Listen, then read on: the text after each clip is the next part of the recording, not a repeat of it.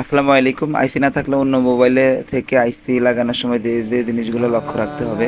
প্রথমত আইসি যদি same motherboard না হয় তাহলে আইসির মডেল নাম্বারের সাথে ভার্সনটাও মিলিয়ে নেবেন। এরপর অবশ্যই আইসি তোলার সময় অল্প হিট দিয়ে তুলবেন, আর তোলার আগে অবশ্যই মার্ক করে রাখবেন অথবা ছবি তুলে রাখবেন আইসি কোন বরাবর ছিল, বা কিছু কিছু আইসি স্কোয়ার থাকে ভিতরে সমান, সব দিকে সমান বল থাকে, তো সেই আইসি গুলো পরে লাগাতে গেলে বিভাগে পড়ে যেতে হয়।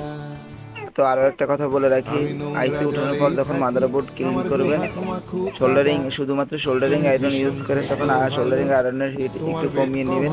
না হয় আইসি যেখান থেকে উঠাবেন তার অপর পাশে কোনো আইসি থাকলে তার বল ছেড়ে দিবে। পরে দেখবেন মোবাইল আর অন হয় না, বা অন্য পাশের আইসিও রিমুভ করতে হয়, আর না আইসিডি অন্য পাশের আইসিডি নষ্ট হয়ে যায়, কারণ হটগান থেকে আয়রন হিট অনেক বেশি থাকে। তো নতুন টেকনিশিয়ান ভাই যারা এখনো রিভল পারেন না, অবশ্যই আমার পেজে দেওয়া আছে, কয়েকটা ভিডিও দেওয়া আছে রিভলশন নিয়ে, ভিডিওগুলো দেখবেন। আশা করি কয়েকটি ভিডিও দেখলে আর বেশি বেশি প্র্যাকটিস করলে ইনশাল্লাহ রিভিউ শিখে যাবেন। আমার আকাশ ছুঁতে যাওয়া, আমার পকেটে হাফ বেশি, তোমার হিসেব কষা পায়ে আছে বাস্তবতাই বেশি।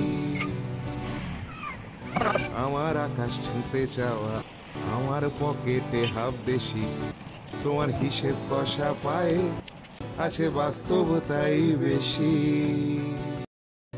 আমি কয়েকটা দিন ভালো, আবার কাঁদি কয়েক রোজ, তোমার রং মাখা মুখ একই, খালি নানান রকম পোজ।